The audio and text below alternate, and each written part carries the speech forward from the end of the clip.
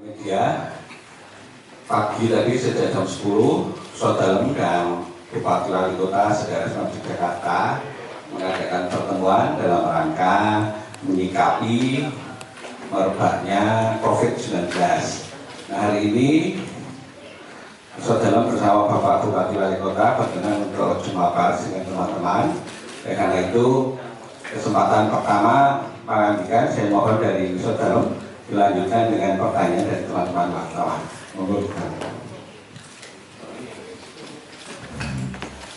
Assalamualaikum warahmatullahi wabarakatuh. Teman-teman semua, kami tadi telah menyelenggarakan pertemuan yang sekarang masih dilanjutkan oleh Bapak Waktu untuk membangun kesepakatan dan struktur pengorganisasiannya, koordinasinya dalam rangka untuk mengatasi coronavirus, tapi juga menindaklanjuti keputusan Bapak Presiden, gugus tugas. Nah, ini sebetulnya belum selesai, tapi harapan kita bagaimana kita bisa memutuskan di mana keputusan itu baru besok siang kira-kira jam 10-11 kita menyelenggarakan pertemuan kembali untuk finalisasi.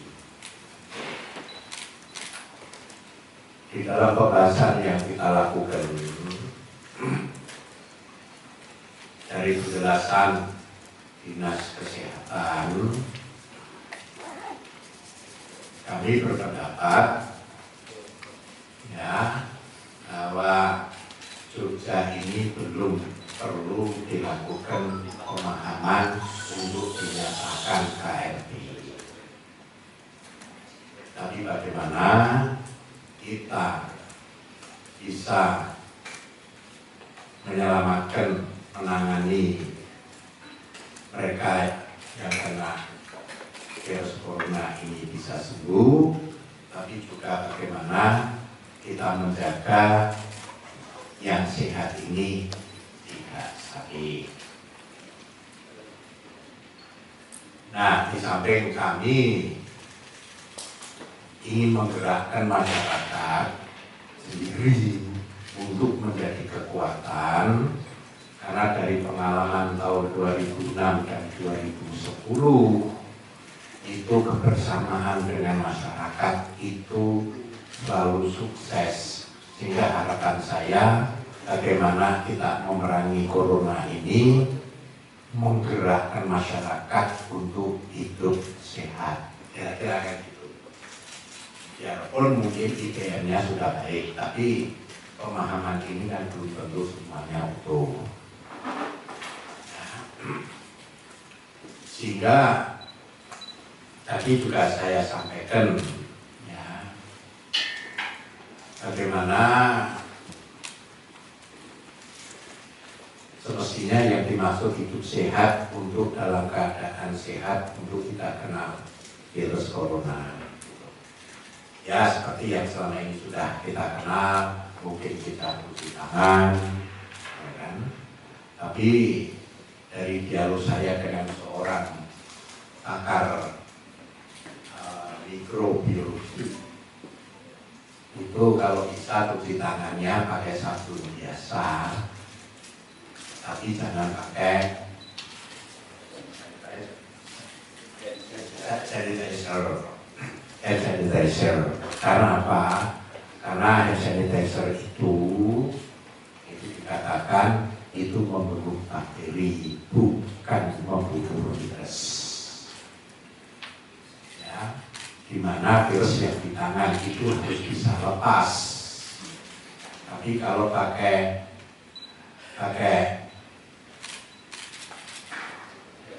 hand sanitizer itu hanya membunuh bakteri di tangan, tapi tidak melepas virus. Lebih baik air pakai sabun biasa atau justru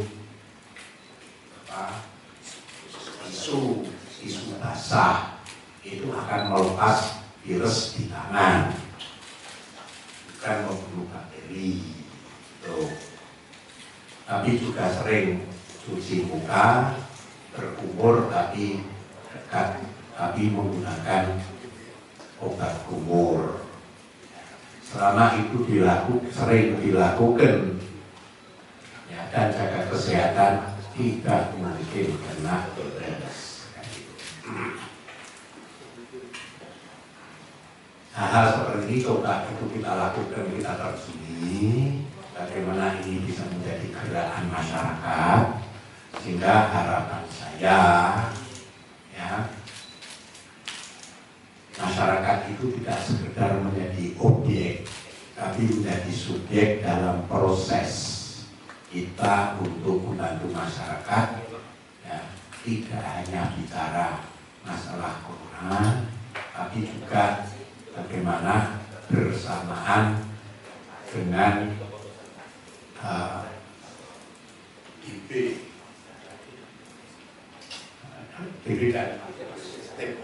DBC. Nah, ini yang penting bagi kita, ya, menyangkut anggaran, ya kan. Kalau seseorang dinyatakan positif, itu ditanggung oleh pemerintah pusat. Tapi kalau dilakukan pemeriksaan dan ternyata tidak positif, itu BPJS tidak mau nanggung. Sedangkan di situ kan sudah ada pengobatan dan sebagainya, itu. Nah, kita sepakat itu dibantu oleh pemerintah daerah.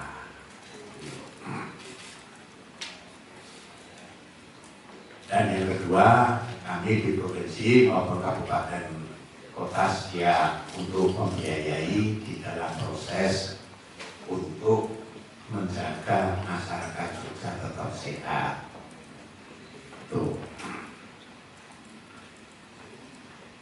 Selanjutnya menyangkut masalah pendidikan, kami mencoba itu melakukan verifikasi. Tapi hari ini belum kita putuskan, baru kemungkinan besok. Karena masih ada pertemuan final. Tapi hari Senin SMK sudah mulai ujian. Kami persilakan, silahkan ujian tetap dilakukan. Ya. Kami mencoba untuk mengambil keputusan untuk tidak merupakan kejutan-kejutan kata publik. Ya, karena kalau kejutan-kejutan kata publik itu nanti saya khawatir publik masyarakat malah bingung. Gitu. Kami akan menyesuaikan kebijakan itu dengan perkembangan tantangan yang ada terhadap kondisi kesehatan masyarakat, dalam arti yang mereka berada di rumah sakit. Kenapa hal ini kita jadikan dasar? Karena jangan sampai, ya, momentum belum terjadi, kita tidak mengambil keputusan yang terlalu ekstrim sehingga masyarakat itu merasa dirugikan. Karena mereka yang bertemu dengan saya dari kemarin itu pertanyaannya misalnya, Bapak Gubernur, apa yang akan dilakukan di Jogja? Kalau seperti Jakarta, seperti Solo. Nah, terus saya ini kan orang kecil, dagangan saya nggak laku, terus saya makannya bagaimana? Apa Bapak Gubernur akan mengganti uang ruang untuk supaya kami orang kecil ini bisa makan. Kan gitu. Demikian juga di bidang pariwisata dan sebagainya. Jadi sebetulnya masalah-masalah ini juga menjadi perhatian kita, ya kan? Sehingga kami mencoba untuk melihat secara jujur faktual bagaimana keadaan sebenarnya terhadap coronavirus ini yang menimpa masyarakat Jogja. Kami berpendapat ya, kondisi yang ada ini masih kondusif, sehingga harapan saya belum waktunya kita mengatakan Jogja di jadi ruang-ruang ekonomi masih kemungkinan terbuka karena kita juga belum memutuskan sekolah itu dipakai ditutup atau tidak.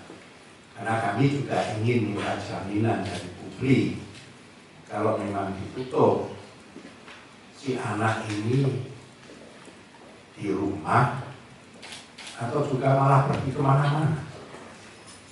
Kalau pergi kemana-mana, ya sami mawon risiko itu. Daripada begitu lebih baik sekolah, jelas pagi sampai siang hari dia tidak dolan, kan gitu. Hal seperti ini kan harus menjadi pertimbangan yang memungkinkan ya kan, kita bisa lebih efektif dan efisien dalam mencoba mencegah. Nah, gerakan-gerakan pada masyarakat itu wujudnya seperti apa? Ya memang kalau mereka tidak perlu harus bersalaman, ya tidak usah bersalaman. Kalau mereka tidak perlu berkumpul dengan jumlah yang banyak, ya tidak usah berkumpul dengan orang banyak. Kalau perlu dia membersihkan masjid atau gereja atau mungkin rumahnya sendiri dan sebagainya, ya asal itu memang maunya mereka, silahkan aja. Tapi yang penting kita yang ada di sini ini ikut menerjuni supaya kita dianggap konsisten dalam mengambil kebijakan. Gitu. Karena dengan kondisi seperti ini, harapan saya modal sosial masyarakat Jogja ini bisa kita pertahankan.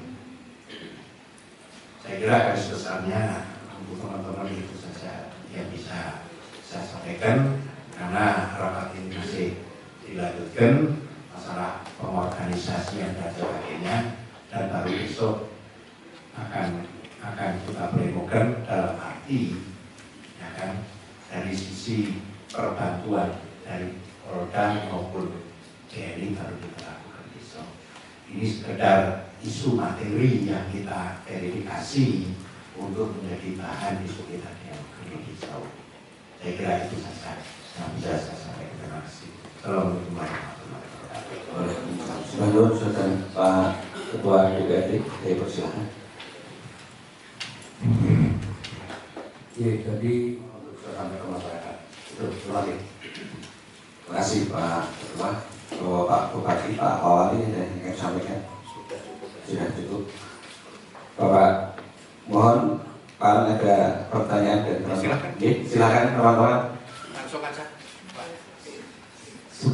Siang, Mas Saudara, mau satu pertanyaan saja, Mas Saudara, mengklarifikasi isu yang sudah disebut dari mana? Saya Haris dari Kompas.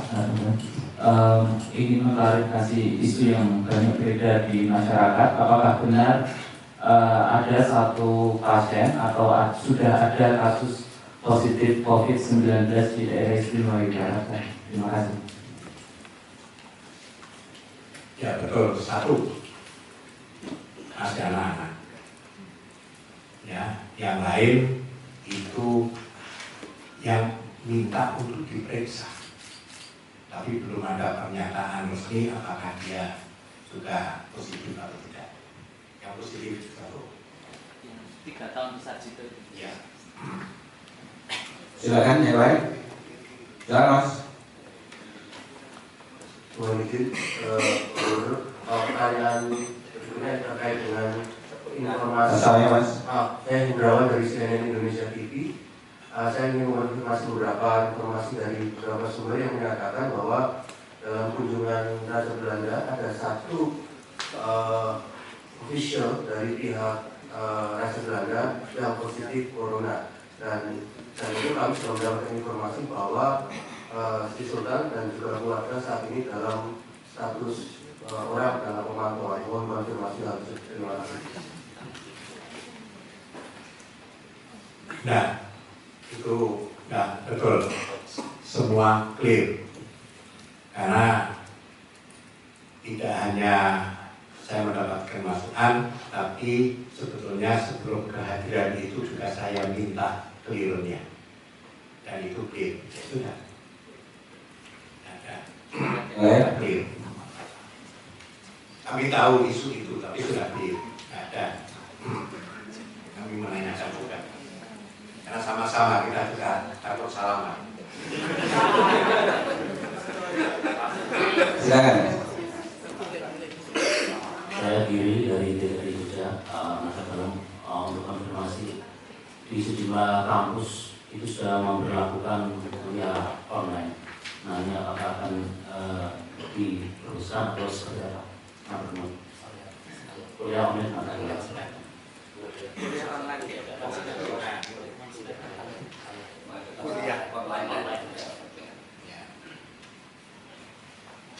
Ya, terima kasih untuk kuliah online. Saya kira itu tidak masalah ya. Tapi mungkin bagi kampus tidak masalah. Tapi bagi kami ada sedikit masalah. Mahasiswa dari seluruh kampus di DIY itu lebih dari 300.000. Mungkin yang orang Jogja jadi mahasiswa itu mungkin 10%, 15%. Kalau 15% kan kira-kira hanya 45.000, berarti sisanya kan pendatang sumber. Pertanyaan saya, biarpun kuliah online, tapi hanya 2 minggu, ini sudah tanggal 15, nanti masuknya akhir bulan. Terus nanti tanggal 14 mungkin sudah akan puasa, kan gitu. Libur seminggu, setelah itu kuliah lagi. Pertanyaan saya, dengan 2 minggu itu ya tetap di Jogja atau pulang ke daerahnya? Saya khawatir tetap di Jogja, bukan pulang. Ya pun kuliahnya online. Nah, sekarang kalau tidak pulang, tetap di rumah atau malah pergi-pergi kemana-mana bebas. Ya kan? Kami mantaunya kan jadi susah. Ya kan? Sedangkan harapan kami kalau dia pulang ke daerah tidak ada masalah. Beban untuk corona juga kan lebih kecil. Kalau dia pulang,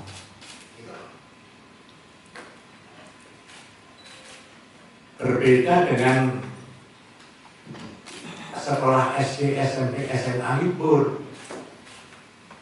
Mungkin 98% orang Jogja sendiri.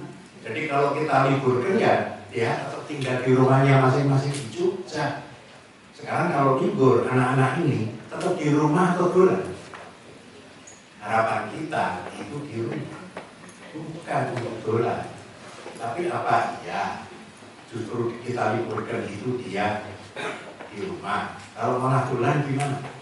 Berarti kan di pertemuan umum, gitu loh. Berarti apa? Resiko untuk kena suspek corona kan tetap besar. Nah ini yang jadi pikiran kami. Jadi kalau kampus mau liburkan supaya dia pulang, ya kalau bisa masuknya setelah libur 1 minggu pada waktu bulan puasa. Jadi kira-kira 1 bulan itu pasti pulang. Karena begitu tanggal 14 nanti puasa kan libur 1 minggu, setelah 1 minggu kan kuliah lagi, kan? Berarti dia dari akhir bulan setelah tanggal 1 April berarti dia kuliah. Nanti tanggal 14 libur. Setelah libur seminggu kuliah lagi. Saya yakin dengan tanggal 1 masuk lagi itu nanti tanggal 14-nya mulai libur, lebih baik dia tidak pulang. Dia akan pulang setelah selesai kuliah. Kenapa ini tidak terus saja gitu? Sampai 1 minggu setelah puasa itu pada waktu libur nasional, kan? Nah, ini akan kami dialogkan besok dengan yang swasta maupun juga dengan kampus-kampus yang negeri. Sehingga kami punya beban itu tidak terlalu berat. Dari PAUD sampai mahasiswa libur semua, tapi tetap berada di Jogja semua gitu. Jadi resiko untuk berkembang itu jadi lebih besar. Itu bagi kami, tapi kan bagi kampus yang penting aku libur ke wis rampung gitu. Itu problem kita. Pertanyaan terakhir.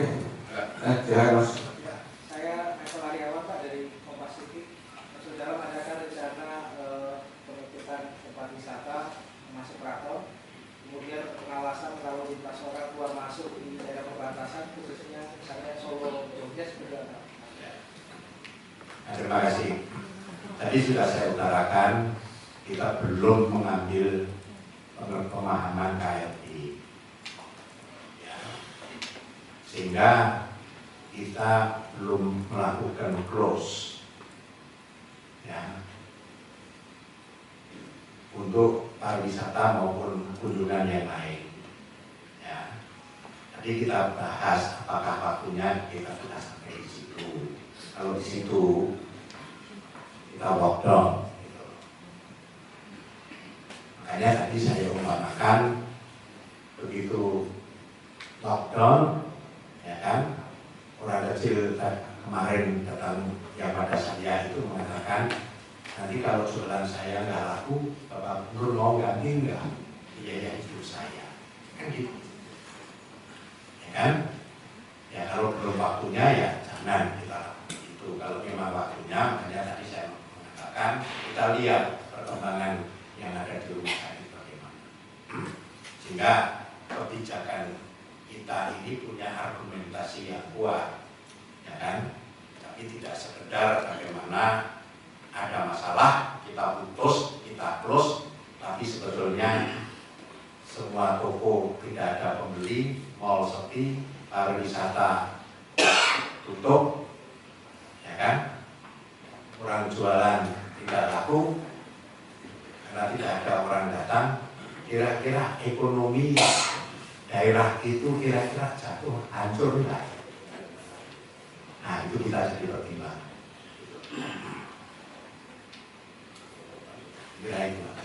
Bapak Ibu, terima kasih.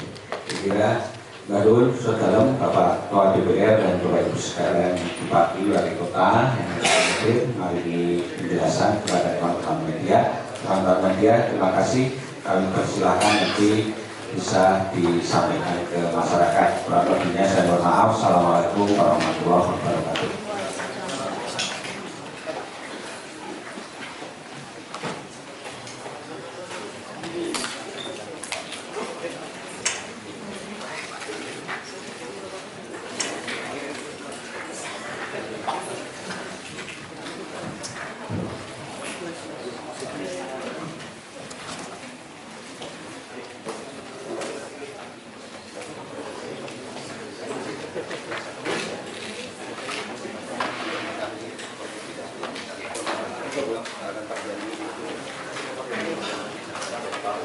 Sama